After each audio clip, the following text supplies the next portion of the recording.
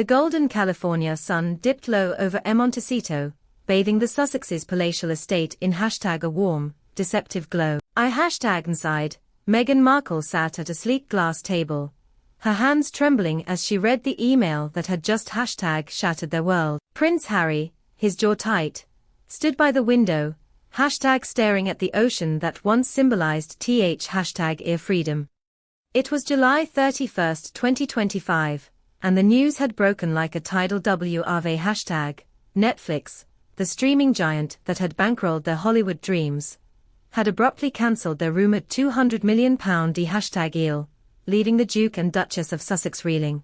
The fallout, raw and real #endless, would ignite a global firestorm, threatening to unravel everything they'd built since fleeing the royal cage.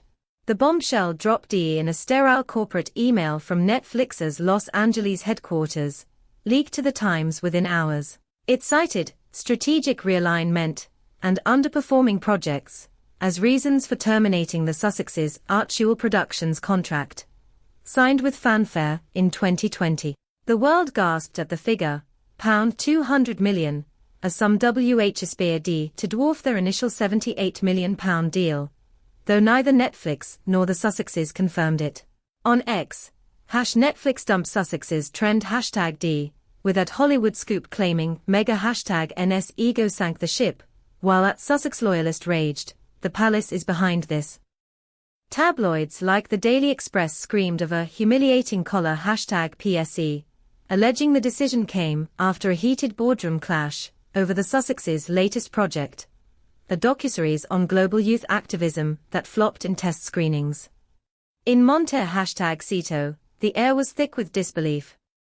Meghan, once a rising star in Hollywood's orbit, felt the sting of rejection like a personal betrayal. The Netflix deal had been their lifeline after leaving the #Oil family, a plat for #M, to tell their story through Harry and Meghan, 2022, a record-breaking documentary, and With Love, Meghan, a lifestyle series that briefly topped charts. But their #sent ventures, Polo, a niche sports series, and the Youth Activism Project, had fizzled, drawing tepid viewership. Harry, pacing the room, muttered, "We gave them everything." Meghan, her eyes blazing, refused to break. "They don't get to bury us," she said, already planning a countermove. Their children, Archie and Lilibet, played in the garden, their laughter a bittersweet at contrast to the chaos. Across the Atlantic, Buckingham Palace watched with icy satisfaction.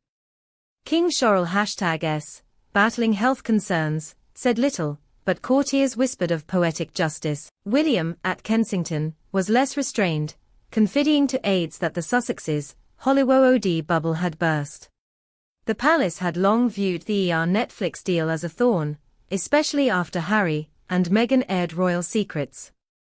Now, with the contract's collapse, the Sun hinted at a palace-orchestrated smear, citing anonymous sources who claimed Netflix was pressured by royal allies in the industry. On X, at Royal Insider UK fueled Teehee theory, posting, "Charles's shadow is long." But no evidence surfaced, and Netflix's official line remained cold, business decisions, nothing personal. The world was hooked on the drama. The Daily Mail splashed photos of Meghan at a recent LA gala, captioned, "Smiling through the fall." Pundits like Dan Wootton crowed, "Meghan's star has crashed," while supporters on X, like at Global Sussex Fan, rallied with "We stand with Meghan," prizing her resilience. The public split, with some decrying the Sussexes as grifters, and others hailing them as victims of a jealous establishment. Protests flared outside Netflix's offices, with fans waving signs reading, "Give Sussexes a chance," while detractors chanted for accountability. The digital war raged, amplified by clips of Meghan's tearful Instagram live #E, where she vowed, "Our story isn't over." Behind closed doors, #E Sussexes fought to salvage their empire. The Netflix deal's end wasn't just a financial blow, it was a public humiliation. Their Montecito mansion, bought with a £9.5 million on mortgage partly funded by Netflix cash, loomed as a symbol of their ambition and vulnerability. haunted by memories of DNA's media battles, feared for his family's future. Meghan, ever strategic, reached out to allies like Tyler Perry and Oprah, exploring new platforms like Amazon or Apple TV+. A source close to Archewell told People that Meghan was pitching a game-changing memoir to publishers, with offers rumored to top £20 million, a hashtag move to reclaim their narrative. In London, the royal family braced for the next chapter. Charles, torn between duty and fatherhood, sent a private note to Harry, urging restraint, but received no reply. William, stung by Harry's silence since #their last clash, focused on his Earthshot prize, though aides noted his distraction. Princess Anne, ever blunt, reportedly quipped, "They wanted freedom, here's the cost." The palace tightened security, fearing more leaks as tabloids dug for dirt on Archewell's Finnan CES. On X, at Lady's Gossip speculated, Meghan's next move will be explosive, or desperate. In Montecito, the Sussexes clung to their resolve. Mega #N, sketching ideas for a new podcast, to #LD Harry, will rise again. He nodded, his faith in her unshaken. They tucked Archie and Lilibet into bed, reading stories of #Ourage under a canopy of fairy lights. The Netflix dream was dead, but their fight wasn't.